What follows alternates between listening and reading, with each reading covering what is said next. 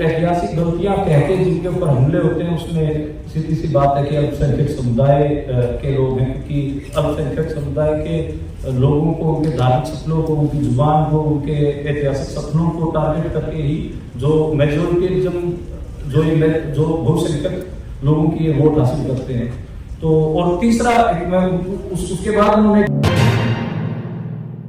तबीयत खराब है, लेकिन भी अगर मेरी आवाज बार बार कांपे तो इसके लिए माफी दीजिएगा। पत्रकार से उम्मीद की जाती है कि ये कम से कम फ्लो में बोलेगा, तो आज थोड़ा तबीयत ठीक है। बहुत क्लीशे से बात नहीं करूंगा कि मीडिया के पत्रकार, जो टीवी मीडिया के पत्रकार हैं, वो तनाव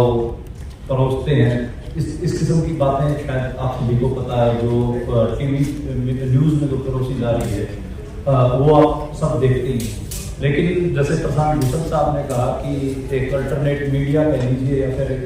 एक उसके बस स्वतंत्र पत्रकारिता भी बढ़ रही है। मैं जब स्कूल्स में कई बार रिपोर्टिंग पढ़ाने जाता हूँ तो देखता हूँ कि बहुत सारे नौजवान निकल रहे हैं। अभी भी मैं अपने सामने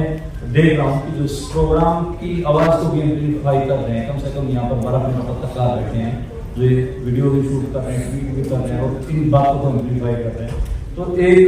प्रशांत साहब आपकी बात बिल्कुल वो है कि जिला स्तर पर भी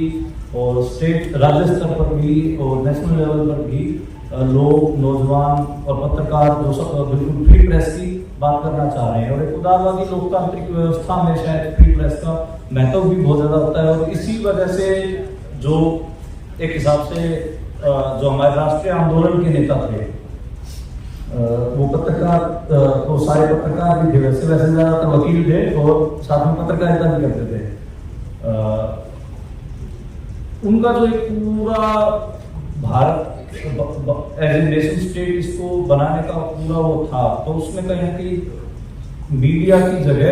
मीडिया को इस लोकतंत्र का चौथा खंभा मानने की जो पूरी मैं मानता हूँ, वो कहीं ना कहीं इसी वजह, इसी पॉलिटिकल थॉट प्रोसेस से था कि जो उदारवादी लोकतंत्र है उसमें लोगों की आवाज को एम्पलीफाई एक फ्री प्रेस करेगी, ताकि जो सत्ता में बैठे लोग हैं उनके कान में वो पड़े और एक जो संवाद जैसा कुछ है ऐसा कुछ कायम हो सके। ये बात है। लेकिन अभी के लिए जो राज्य की नीतियां हैं, और मैं मतलब राज्य की नीतियां जोर दे के कह रहा हूं, और उसमें मैं जो राज्य के नीति निर्माता के दो बयान भी मैं आपको बताऊंगा। मैं कोई ऐसे नहीं करा कि राज्य की नीतियों में तो साक्षी महाराज के किसी बयान को सीरियसली लेके बात करें, लेकिन राज्य के ऐसे होद्देदार, जैसे मैं अभी आपको एक कमेंट बताऊंगा जयशंकर साहब का, जो हमारे विदेश मामलों के मंत्री हैं, हम सब जानते हैं। तो उन्होंने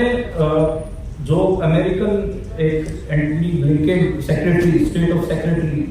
उन्होंने उनसे जब इंडिया में विजिट की 2021 में, तो उनसे सवाल पूछे गए थे, तो उन्होंने ह्यूमन राइट्स के ऊपर कुछ जवाब देने की कोशिश की थी। तो और इसके अलावा भी अमेरिकन कई संस्थाएं हैं या फिर यूरोप की भी कई संस्थाएं हैं जो कहीं ना कहीं फ्रीडम से लेकर, ह्यूमन राइट से लेकर, प्रेस फ्रीडम से लेकर कई चीजों पे बात करती हैं। और उसमें इंडिया की जब बात आती है तो एकदम सरकार परेशान हो जाती है, और सरकार के कई मंत्री उस पर मतलब एक हिसाब से अजीब से रिएक्शन भी देते हैं और उस पर, लेकिन प्रधानमंत्री हमेशा उन सारे मामलों पर बात करने से बचते हैं। तो ऐसे में जयशंकर साहब ने उनको जवाब दिया था, तो जवाब मैं एक बार पढ़ रहा हूँ, और फिर उस जवाब जो उन्होंने जवाब दिया था उसी को आगे खोल के मैं चिंता करता हूँ। उन्होंने ये कहा कि एक अधिक लोग, मैं बता देता हूँ कि जो एंटनी ब्लिंकेन साहब थे, उनसे पूछा गया था कि क्या ह्यूमन राइट का जो पूरा मामला उससे बात पीछे हट गया, क्या शायद कश्मीर के संदर्भ में उनसे वो सवाल पूछा गया था। तो उन्होंने कहा कि एक अधिक दोस्त यूनियन की तलाश भारतीय लोकतंत्र पर जितनी लागू होती है उतनी नहीं अमेरिकी लोकतंत्र पर भी, बल्कि सभी लोकतंत्रों पर। दूसरी बात, सभी किस्म के शासन की यह नैतिक जिम्मेदारी है कि जब कोई गलत बात हुई हो तो उसे सुधारा जाए, जिसमें ऐतिहासिक गलतियां भी शामिल हैं। और आपने पिछले कुछ वर्षों में जो फैसले और नीतियां देखी हैं उनमें से अनेक इसी श्रेणी में आती हैं, ऐतिहासिक गलतियां। मैं पहला पॉइंट तो उन्होंने मतलब एक हिसाब से वो अमेरिका को भी कहा कि सारे वैज्ञानिक यूनियन की तलाश में बेहतर हो सके, उसी की तलाश में है। दूसरा जो पॉइंट है उसमें वो कह रहे हैं कि जो पिछले कुछ साल में हमने नीतियां देखी पहले कुछ गलत हुआ हो, उन ऐतिहासिक गलतियों को सुधारने के लिए वो लागू की गई है। उसने आप कश्मीर से 370 का अपना मान सकते हैं, राम मंदिर के निर्माण का मान सकते हैं, और ये डॉक्टर जयशंकर कह रहे हैं, ये जवाब दे रहे हैं। मतलब ये कोई ऐसे आलतू फालतू बीजेपी के नेता का बयान नहीं है कि पब्लिसिटी के लिए उसने कहा हो। और मुझे लगता है कि जो आप जिन इंस्टीट्यूशंस के धड़कने की बात भी कर रहे थे, वो सच इसलिए भी मतलब उस पर यकीन करना बनता इसलिए है क्योंकि जब ऐतिहासिक गलतियां सुधारने की बात कर रहे हैं, जैसे बताओ 370 का मामला है, उसमें बताइए 5-6 साल तक पिटीशन को सुना ही नहीं गया, जो उसकी संवैधानिकता को चैलेंज कर रही थी। तो मतलब सुप्रीम कोर्ट के पास और बहुत सारी बातों के लिए टाइम है, लेकिन एक पूरा जो फेडरल स्ट्रक्चर कह लीजिए आप, या फिर एक पूरा स्टेट जिसकी स्टेट असेंबली को भी दरकिनार करके वहां के राज्यपाल के थ्रू वो सारा काम किया गया हो और उसकी पिटीशन तक नहीं सुनी गई हो, और ऐसे ही अनेक मामले हैं। एडीआर की रिपोर्ट का भी मैं जिक्र करना चाहूंगा, रिपोर्ट कर रहा हूँ एडीआर के पिटीशन का। तो उन्होंने भी एक पिटीशन फाइल की थी जिसमें उन्होंने इलेक्टोरल बॉन्ड्स का कहा था, और उसको भी 5-6 साल तक लटका के रखा। और 2019 में वो 2017 में पिटीशन लगाई गई थी, और 2019 में चुनाव आयोग भारतीय चुनाव आयोग ने उसमें कहा कि हाँ इलेक्टोरल बॉन्ड में कुछ गड़बड़ तो है, लेकिन 2021 में उन्होंने अपना बयान बदल दिया। तो ये जो इंस्टीट्यूशंस हैं ये धड़क रहे हैं, और वो जो ऐतिहासिक गलतियां जो नीति निर्माता जिनको सुधारने की बात कर रहे हैं, उन गलतियों को सुधारने के लिए ही इन इंस्टीट्यूट को मतलब खत्म कर रहे हैं, मुझे ऐसा मेरा मानना है। और दूसरी बात ये कि जो ऐतिहासिक गलतियां कहते हैं जिनके ऊपर हमले होते हैं, उसमें सीधी सी बात है कि अल्पसंख्यक समुदाय के लोग हैं, क्योंकि अल्पसंख्यक समुदाय के लोगों को, उनके धार्मिक सपनों को, उनकी जुबान को, उनके ऐतिहासिक सपनों को टारगेट करके ही जो मेजोरिटेरिज्म जो बहुसंख्यक लोगों की ये वोट हासिल करते हैं। तो और तीसरा उसके बाद उन्होंने एक जो इम्पोर्टेंट बात कही, उसमें जो मुस्लिम के ऊपर जो छापे हुए हैं या फिर जो मानवाधिकार कार्यकर्ता जेलों में बंद है, उसकी बात भी आपको समझ में आएगी। उन्होंने कहा तीसरा की स्वतंत्रता महत्वपूर्ण है, हम उन्हें अहम मानते हैं, लेकिन हम कभी भी शासनहीनता या शासन के अभाव या बुरे शासन को स्वतंत्रता के बराबर नहीं रखते हैं। मतलब आपकी जो मैं बार बार ऐसे बोलूं कि अभिव्यक्ति की आजादी और फ्रीडम, उसको जयशंकर साहब कह रहे हैं कि देखो ये आप अच्छे शासन के इक्विवेलेंट नहीं हो सकती। ठीक है, अच्छे शासन के लिए अगर तेरे मुंह पे टेप लगा दी जाए तो कोई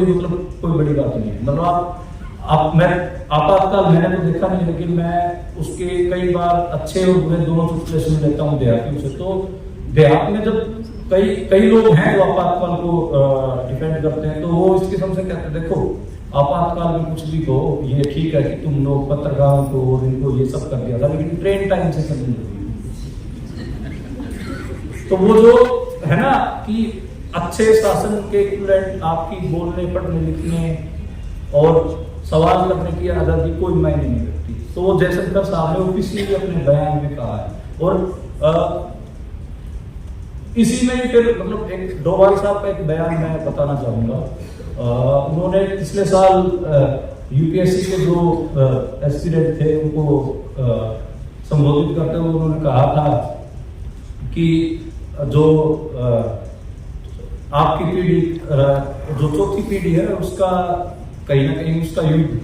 सिविल सोसाइटी के खिलाफ है, क्योंकि सिविल सोसाइटी एक ऐसी चीज है जिसको भटकाया जा सकता है। ये लोग और देख मतलब उसका भी मैंने स्क्रीनशॉट लिया था, तो मैं वो एक बार पढ़ देता हूँ ताकि एग्जैक्टली उसका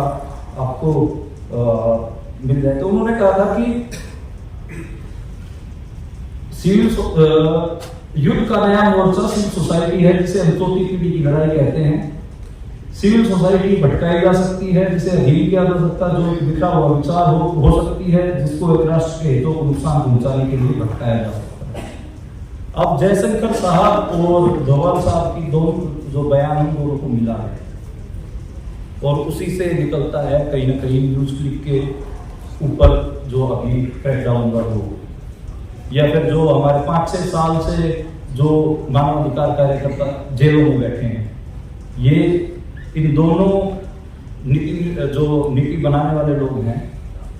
उन दोनों को मिलाने से ही निकलता है कहीं ना कहीं, और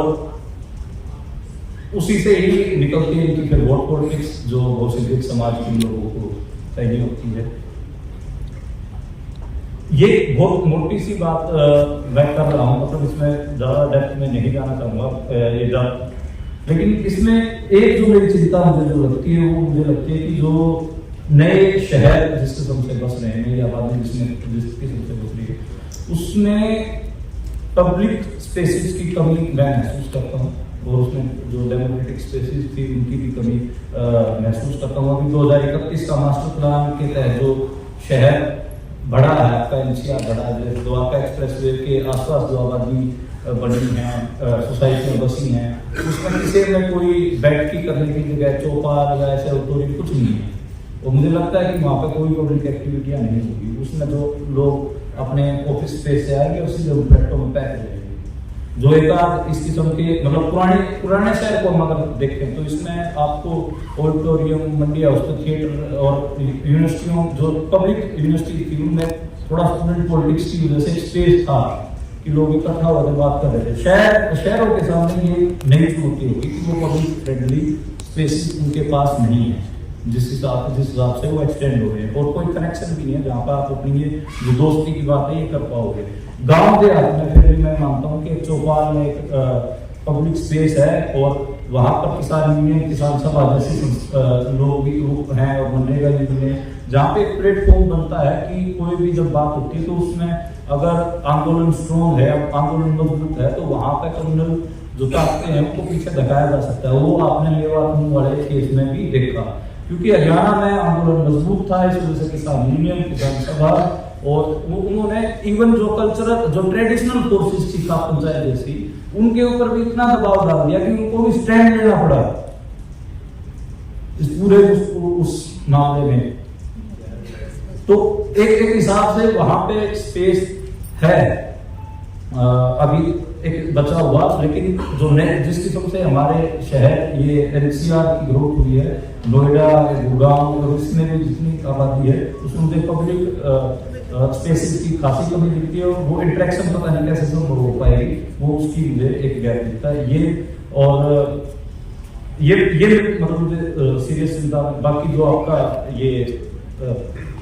इनिशिएटिव है ये बहुत मतलब जरूरी भी है इस समय में, क्योंकि जब जो हमारे नीति बनाने वाले लोग हैं वो उनकी उसमें शामिल हो कि वो ऐतिहासिक गलतियों के नाम पर अल्पसंख्यकों के ऊपर अत्याचार करेंगे, और दूसरा उनके उस नीति में शामिल हो कि जो चौथी पीढ़ी का युग सिविल सोसाइटी के खिलाफ छेड़ना की ये बदलाई भटकाई जा सकती है, पता नहीं क्या कर सकते हैं, हालांकि कुछ नहीं कर सकती बेचारी, ठीक है। तो उसके उस नीति में शामिल है, इस वजह से हमें भी तो थोड़ी कमर कसनी होगी, और चाहे मतलब इस मौसम के बाद के खिलाफ एक लड़ाई हो, उस लड़ाई को मैं मतलब दोस्ताना माहौल की लड़ाई कह रहा हूँ, जिसमें हम सेक्युलर वैल्यूज को एस्टेब्लिश करेंगे समाज में, और चाहे ये जो हमारी स्वतंत्रता को शासन, अच्छे शासन के लिए एक हिसाब से कॉम्प्रोमाइज करना